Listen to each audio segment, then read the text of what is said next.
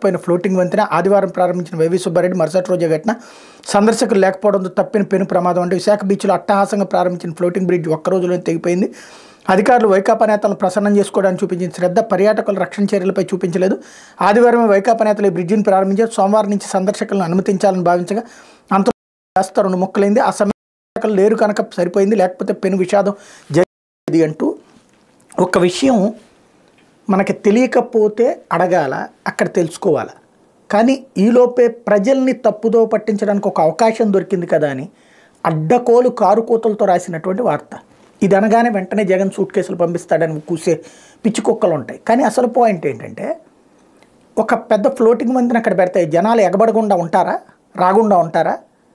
రాలేదు అంటే అర్థం ఏంటి అన్నది కనీసం కామన్ సెన్స్తో ఆలోచించిన ఏ జర్నలిస్ట్కైనా అర్థమవుతుంది కదా. తెలియదు కదా, అక్కడ జర్నలిస్టులకు తెలుసు. విషయం ఏంటంటే, ఫ్లోటింగ్ వంతెన పెట్టిన తర్వాత నిన్నటి నుంచి అసలు ప్రారంభం కావాలి వర్క్. కరెక్ట్గా హై టైడ్స్ వస్తున్నాయి, అక్కడ అలలు పెద్ద ఎత్తున ఉన్నాయి కాబట్టి నిన్న వద్దని ఆపేశారు వాళ్ళు. ఆపేసిన తర్వాత వాటి టెస్ట్ చేస్తున్నారు. టీ అంటారనమాట, ఇట్లా టీ ఆకారం ఇట్లా ఫుల్గా ఒకటి ఇంకోటి ఉంటుంది. ఆ రెండో దాన్ని విడిచేసి అక్కడ వేవ్స్ ఎట్లా తట్టుకుంటుంది అన్నట్టు టెస్ట్ చేయడానికి విడదీసి పెట్టుకున్నారు. అది దాన్ని శాంతం వంతెన విడిపోయింది, దాంట్లో సందర్శకులు ఉంటే చచ్చిపోయి ఉండేవాళ్ళేమో, ఇంత ఇది అంటే ఒక విషాన్ని చెమ్మడం అనేటువంటిది ఎంత కూల్గా చేస్తారు.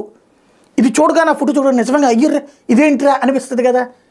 నిన్ననే పోని ఎవరికి తెలియకపోతే అనుకోవచ్చు, ప్రభుత్వం అక్కడ వాళ్ళు వెంటనే వివరణ కూడా ఇచ్చారు.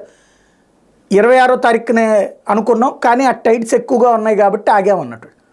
పోనీ అక్కడ కనుక్కుంటే కనబడుతుంది కదా. ఇంకోటి, ఫ్లోటింగ్ వంతెన కొత్తది ఒక టూరిజం స్పాట్ వస్తే జనం ఎగబడకుండా ఉంటారా?